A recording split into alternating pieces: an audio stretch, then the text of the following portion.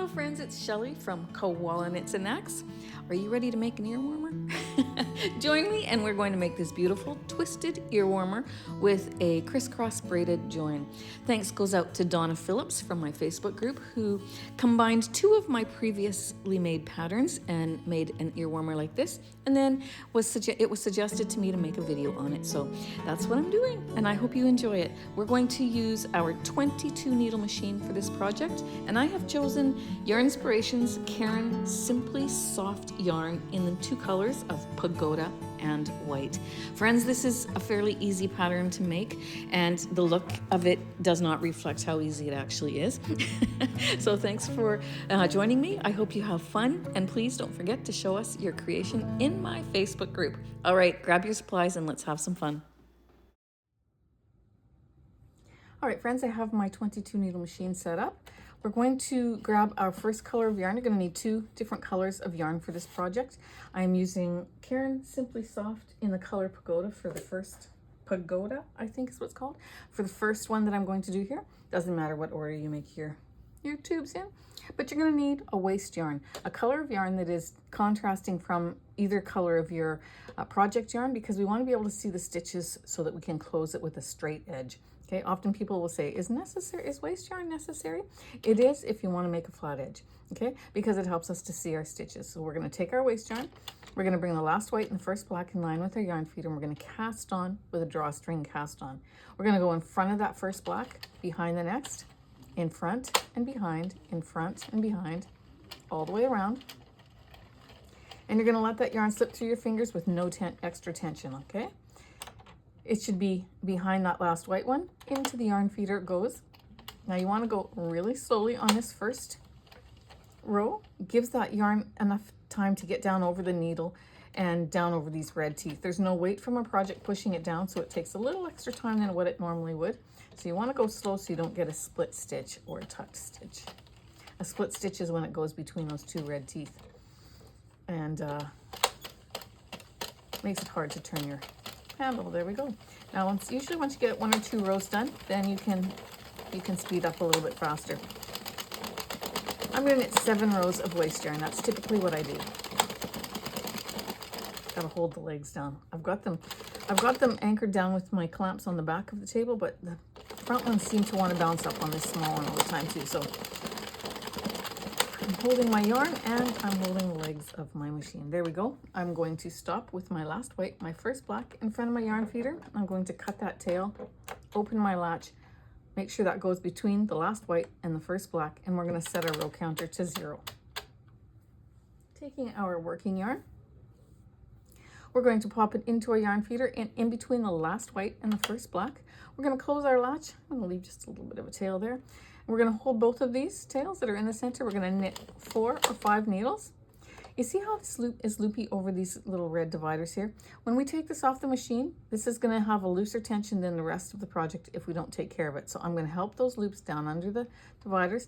Then I'm going to take both ends of my working yarn. I'm going to pull them away from each other and watch what happens here. Just snugs it up, makes it look so much better. Okay, now we're going to knit slowly on this first round, making sure that those two yarns play nice together. I find for Caron Simply Soft, because it splits quite easily, like if I just turn that strand, you can see those strands. It will split quite easily and split over these red teeth. So you want to actually put a little bit more tension on it than what you normally do. Now I always hold my yarn between my 2 fingers there because it's the least amount of tension, and I can just cross my finger over a little bit and make it a little bit tighter, or I can bring it up to here and that's a little bit tighter, or use your tensioner in the middle one, whichever you like, okay? And we're going to find a speed and a tension that our yarn and our machine like together. Now I'm going to get some looseness out of my ball because it's a brand new ball, so it's tight. And with this color, we're going to knit 90 rows. So I'm just going to keep going around and around and around until I get 90 rows. But if you're new, come back and see me once your project starts to touch the table, and I'll show you what we do with it. And I'll tell you why. All right, have fun. All right, my project is starting to touch the table. So what happens if I was to leave that is that it starts to bunch up like this as you keep knitting, and it just makes your tension really loose underneath your needles here. We like to have a tight tension because that helps to pull those loops down over the needle and onto those red teeth. So we're going to pick this up and we're just going to set it back down. Simply do that. And then as it gets longer,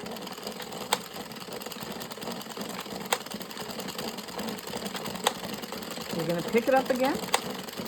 So if it was to get longer and longer and longer, you just pick it up again and just set it on top of each other. You can do a little roll if you like and then set it there. But it's just to keep it from pushing up, from touching the table. All right, I'm going to keep going until I get 90 rows. I thought I'd quickly just pop on and show you how I'm actually holding my yarn.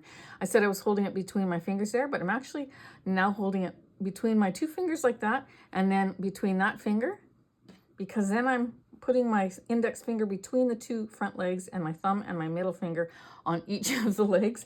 And I'm controlling my yarn that way because my machine is bouncing up and down as I knit.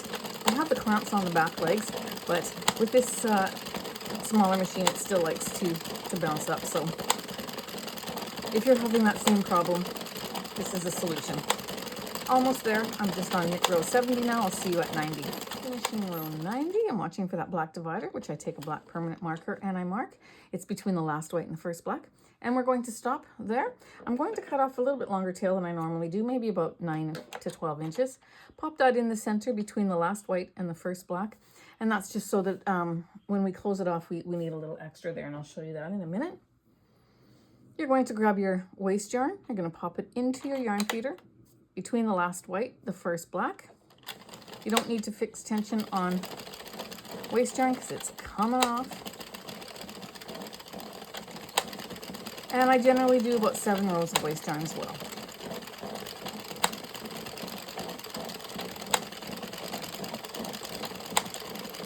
I think that's 6. Let's do one more for good measure. Stopping with that black divider in front of my yarn guide, I'm going to now take my yarn, I'm going to cut it, pop that in the center between the last white and the first black, and make sure you close your latch, because if it's open and you turn your handle, you're going to either break a needle or you're going to break the tip of your guide, and that would be sad when it's so easily preventable. So you turn your handle so that your machine rotates twice, and there's always 1 or 2 at the end that like to give you some hassle. And on the second round, it comes off, okay? There we go. We've got our beautiful, beautiful tube. This yarn is glorious. It's beautiful. Make a second one in a different color that matches. All right, friends, we have our 2 tubes. They're just absolutely beautiful. These colors are going to be so nice when they're braided together. It's going to be just absolutely beautiful.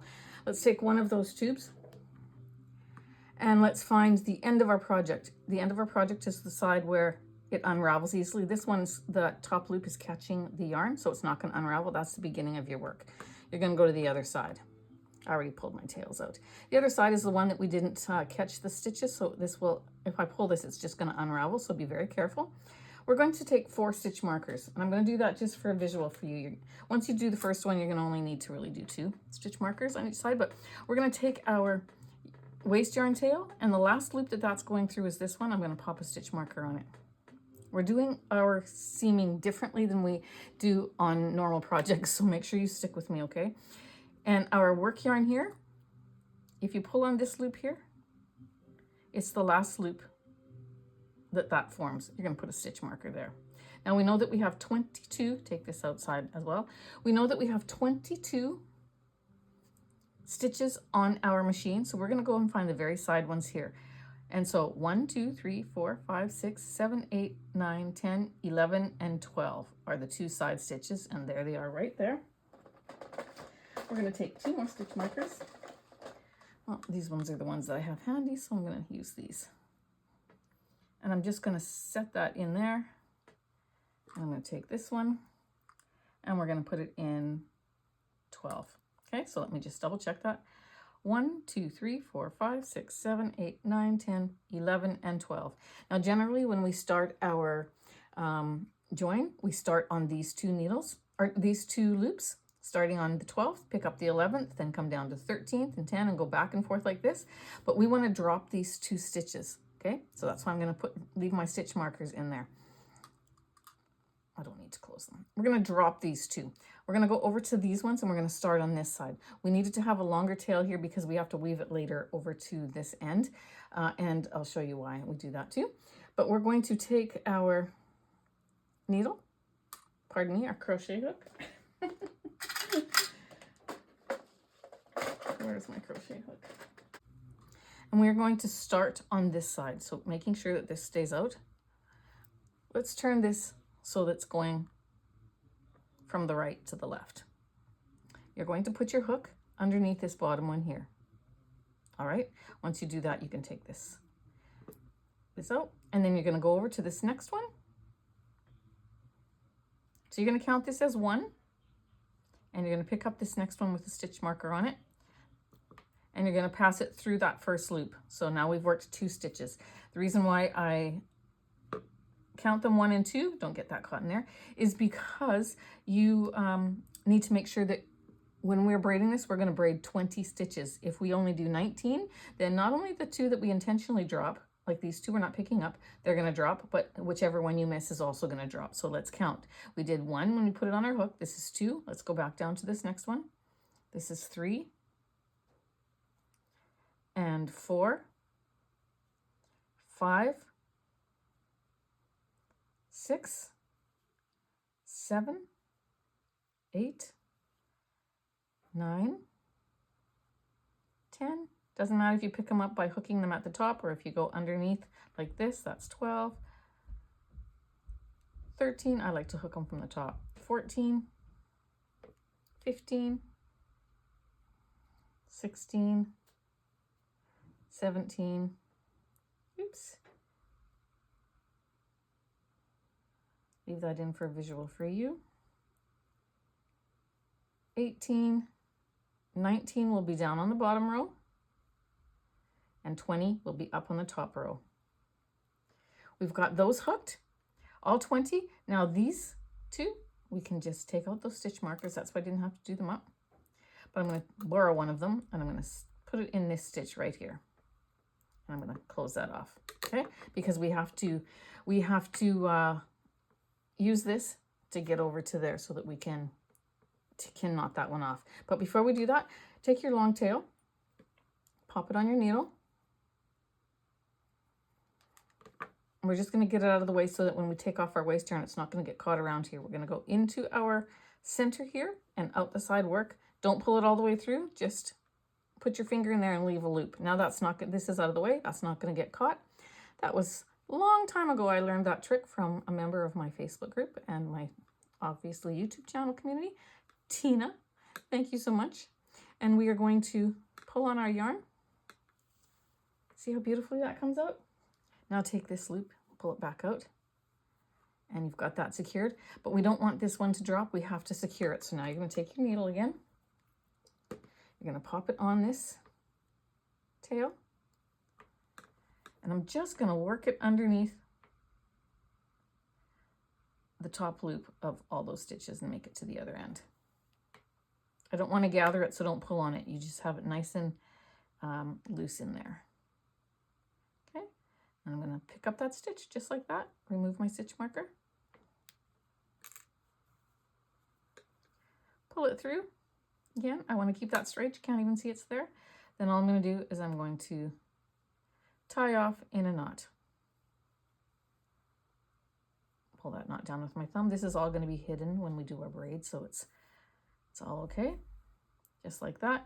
I'm going to take this into my seam, in between the work, out the other end, out the side, I should say, and cut it off. Now when we do our stitching up here, it's gonna hold that in there too, so you don't have to worry about it. Now these are our 2 that are gonna drop, and they'll stay like that until we get to the other end. Let's go fix the other end. This one we're gonna do our normal way. All right, so we've got our tails out. The last loop that this waist yarn is going through, see, this is going up, so this is the beginning of our work. You're gonna pop your stitch marker in there. you don't need 4 stitch markers, you only need 2 this time. You're going to go over to your working yarn. There's my strand. The stitch that's right beside that strand is where I'm going to pick up. That is going to be counted as stitch 21 when we get around to there, but we're going to now go around and find our very side ones. 1, 2, 3. 1, 2, 3, 4, 5, 6, 7, 8, 9, 10, 11, and I'm going to put it under number 12. Count that as number 1. Pick up number 11, work it, that's 2, 3, 4, 5, 6, 7, all the way to the end. 8, working all 22 stitches on this side. 10, 11, 12, 13. This is a 5mm hook. It's what I had on the close to me, but I usually use a 4.5 for this. Doesn't matter. Some people say, I can't do this because I can't crochet. Friends, this is not crocheting. All you're doing, you're using the crochet hook to pick up, because it has a hook, to pick up the loops, but this is not crocheting. So anybody can do this. I always laugh when I see that comment. I can't do that because I can't crochet. It's funny. Okay. This is 20. Oops. Pick up on this one. This is why stitch markers are nice at the end, because they get tight. Pick up on it, get under there, pull it out, work it, that's 21. Pick it up, get under it, work it, that's 22. Yarn over with your tail, pull through, push down with your finger, get that knot out of the way.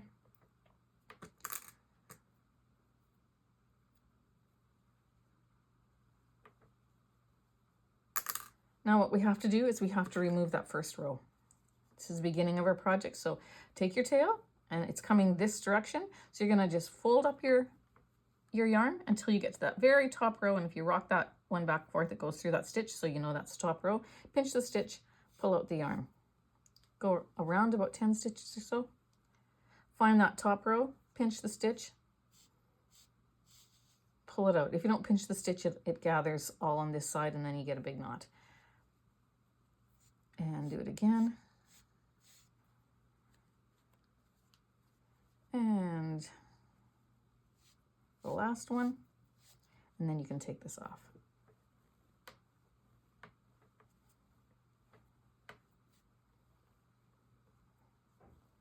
Just like that. Uh-oh, this one got pulled through in the process. Is that it right there? And then I'm going to put that on my needle. This one I'm just going to weave in a little bit, because it's a bit short. There we go.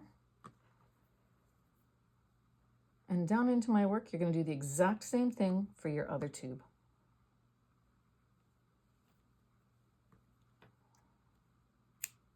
There we go.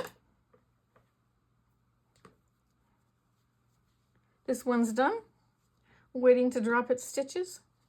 How exciting. Set that aside. Do the same thing on your next tube. All right, there we go, friends. I've got them both done. There's my stitches that are dropping on that side, and here's my stitches that are dropping on this side. So we're going to put those two right beside each other, just like that. And we're going to start dropping a couple rows here. You can take your needle and you just pick out that middle stitch just to get it started, then you can do it with your hands. Oops.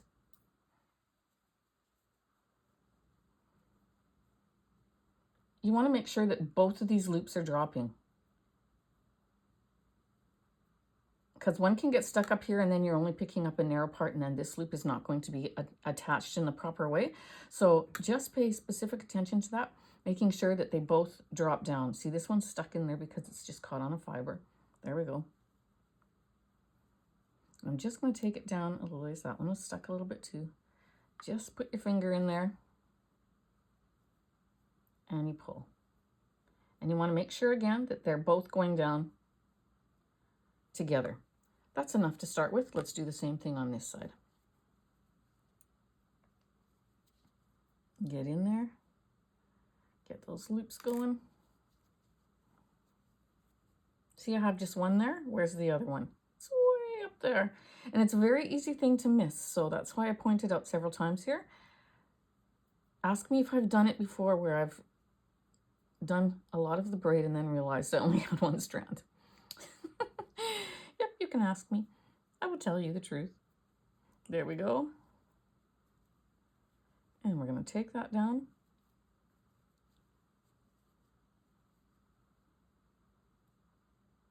That's far enough. Okay, we've got a good start on that. Now what you're going to do is you're going to take one of your pieces. You're going to go up to the very top strand, pick the first one, the second one, and the third one. Okay, then you're going to come over to this side. You're going to do the same thing. Got to find that first one. Can be a little tricky, but just hold it up on the edge like that and you'll see here's the last stitch. It's coming out of 1, 2, and you want to make sure you're getting them in order. So I'm taking 3 stitches and I'm going to pass them underneath the loop of the yellow one, or of the white ones. Yellow. Mercy. Okay, now I have the teal on my hook, so I know I got to go over to the white side. 1, 2, and 3. Make sure you're getting them in a row. Let's just fold these over so they don't keep falling off the table. And I'm going to pass those through the teal loop. Then I'm going to go back over to this side, pick up 3, and braid it. Pick up 3 on the white, and braid it. Let's go over to the other side, and we're going to do this all the way down, making sure you do not miss a bar, okay? And we're going to pick up. Easy so far? Even if you're a beginner, you can do this. Again, we're using a crochet hook because it has a hook on it, but this isn't really crochet, so don't let that freak you out. And I've mentioned that already once, but it's because people freak out about a crochet hook. If they don't crochet, they say, I can't use a crochet hook. And you can, because all you're doing is using it to use the hook. If you want to learn how to crochet, I'll show you how to do that too. Just go to the crochet playlist on my channel and I'll teach you. There we go. And we're going to pick up 3. And I'm almost down to where my loops are, so I'm going to take them. And I'm going to work down a few more. See how there's one there? Because this one's just caught on a fiber. Just got to help it.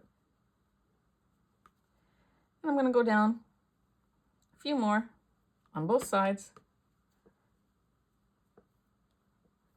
And I'm going to continue picking up 3 stitches all the way down. So now I have my teal on my hook, so I know I've got to go over to this other panel, pick up, or other 2, pick up 3, go across,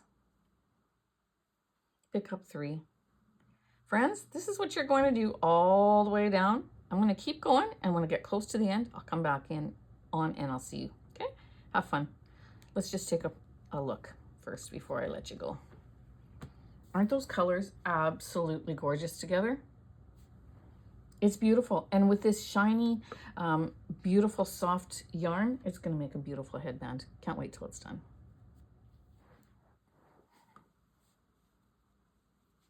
All right, I'm getting close to the end, and rather than unpicking them the way I showed you before, I'm just going into the center of the 2 stitches.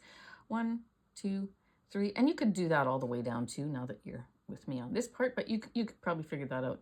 But this is just another way. I like to, when I'm not close to the end, I like to do it the other way because I just like the freedom of having all those loose bars. But at the end, I generally do it this way.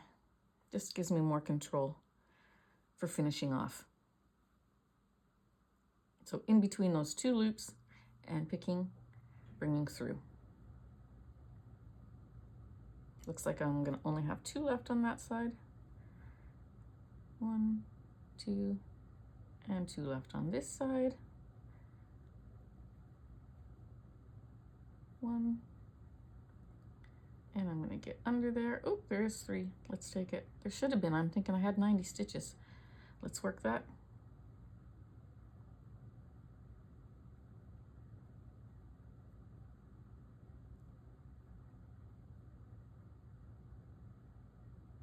There we go. And 1, 2, and I can get up into that very last one. 3, and work that. Okay, so now that we've worked that all the way down, smooth this out just because it's, oops, looking beautiful. I'm dropping things in this video. What is wrong with me? Do you ever get that way where everything seems to be like, oh my goodness. Anyways, we're going to take a stitch marker and we're going to just loop that just for the time being. And now we're going to grab some yarn. I'm going to, it doesn't matter what color, but I'm going to take the white because it's close here, but really, again, it doesn't matter. Take a long strand. Let's grab my needle and we are going to start with this one here. I'm gonna pop my needle into that loop, then I'm gonna go across this loop and into that stitch on my white panel. Now, remember you can't, this is not attached to anything, so I'm just gonna pull it through with the tail and then I'm going to tie it into a knot. We just wanna secure that. Tie it into a knot like that, and then right away I will take this one and tie it into another knot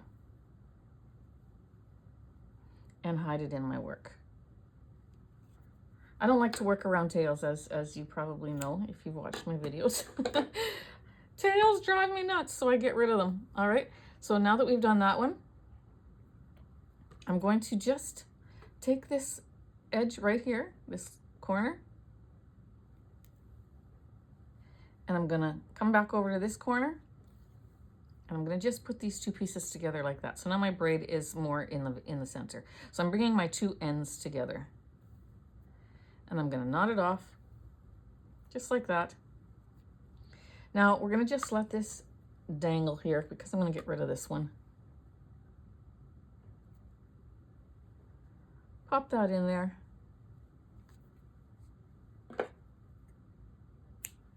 Cut it off. We're going to go over to the other side.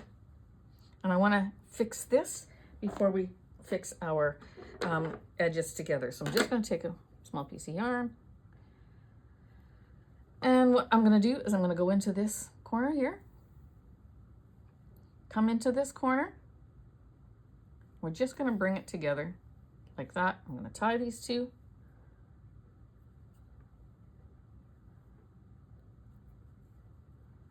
Of course, I didn't need it to be such a big piece, but that's fine. And I'm just going to hide this in my work. We're going to have a seam that's reinforcing over this, so that's why I don't feel like I need to go back and forth and hide my ends and then put it into my work. I'm going to do it this way. Why make work for yourself if you don't have to? I'm going to tie that. It's all already tied off. I'm going to pop that in between, get rid of that. Now we're ready to do our finishing touches. So this is very obviously the right side. And this is the wrong side. Okay, we're going to put it with the wrong side down so that our right side is facing us. And we're going to take our one end, take the either end, but let's take the one that doesn't have the tail on it. This one has the tail. And we're going to fold it in half. Very easy to do because we have the color split there, so it's easy to even see. We've got it folded in half, okay, just like that. We're going to pick up the other end. Let's take that white end and we're going to pop it right into the center between the two. So now, basically, I have this side folded over this side. Bring those up. So again, you put this one in half. You take the white edge, so whichever one is the same color as that one, you're going to take it. You can do the other one too, it doesn't matter, but just so that you can get a visual. And you pop it into that center there. Or here's another thing. You take your whites and you put one on top of the other, just like that. Then you fold your teal over and you fold your teal over. There we go. So I'm going to just do that again, just because sometimes people really need the visual in different ways. So I'm taking this one, I'm folding it in half, taking this one, I'm folding it in half, and I'm going to just put them one into the other, just like that. That way. Or pick it up, put the white over the white with the right sides facing you, then take the one teal, put it over top, and the other teal, and wrap that over top. Or just fold them both in half. You're going, Shelley, move on. I'm having fun. Fold them in half, open them up, and just sandwich them together like that. Okay, I think you get the idea. And so now that they're together, I'm going to put this strand, see, now it's on the right side. It's in the right place. We're going to put that on our needle. And all we're going to do is we're going to start on the very edge here, right on this side of the braid. And we're going to pick up that stitch. We're going to pick up this first one on the other teal one. We're going to pick up the edge one here that's right by the braid, and we're going to pick up the end one there. We're going to pull that through. Then we're going to go into the next stitch and go across and pick up all 4 every time we cross through. Okay, come back, pick up the next stitch on all 4 pieces and go through. Isn't this fun? Like, it's such a fun project. These are going to sell really well at your craft sales. Now that Christmas is over, you can think about it for next year, make a bunch of them. Or maybe you have some spring craft sales, because you know what? People will wear headbands on a cooler spring evening as well.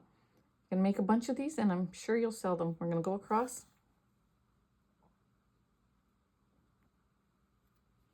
And across all the way to the end.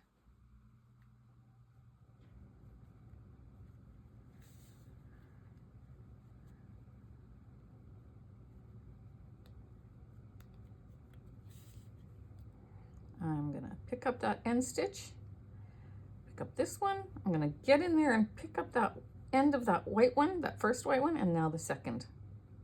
Oops. There we go. I'm going to bring this over and I'm just going to pull it through and knot it off. 1 and 2. We're going to take this and we're going to, well, I'm actually going to weave this one back and forth a little bit. So just 3 your stitches. One way, 3 or 4 stitches. Don't gather that though, make sure it stays straight, and back through the other way. And then you can hide this in between the 2 layers, cut it off,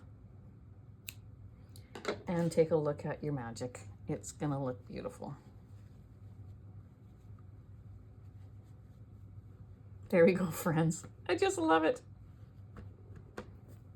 So they can wear it with the teal on the top, or they can wear it with the teal on the bottom. Whatever strikes their fancy. It's absolutely beautiful. One more little thing for you to take note of, just a small attention to detail, it makes a difference. Put your fingers underneath and push up on that corner and on this one too, so that your braid is predominant. It's just all squished in there because you were sewing. And so now we've got it out. Isn't that beautiful? So that's the front, of course. You can wear it with the white up or with the teal up, however you like. Turn it over. You can wear it this way too, you guys. Have this underneath at the back of your head, and you can have this at the top of your head, and you've got that option as well, and it will be beautiful. So there you go. So we have a beautiful twisted ear warmer with a crisscross braided join. Thank you again to Donna, who is from my Facebook group and my channel community, who took 2 of my patterns and combined them into one to make this ear warmer, and then asked that I make a video on it. So friends, I appreciate your input in my channel. I appreciate your support. I appreciate just the lovely community that we have. I just am so blessed by all of you. And so thank you for being a part of my yarn family. And thank you for supporting me in all the positive ways that you do. Just pointing out that I do have a buy me a coffee link down below. I don't buy coffee with it, I buy yarn.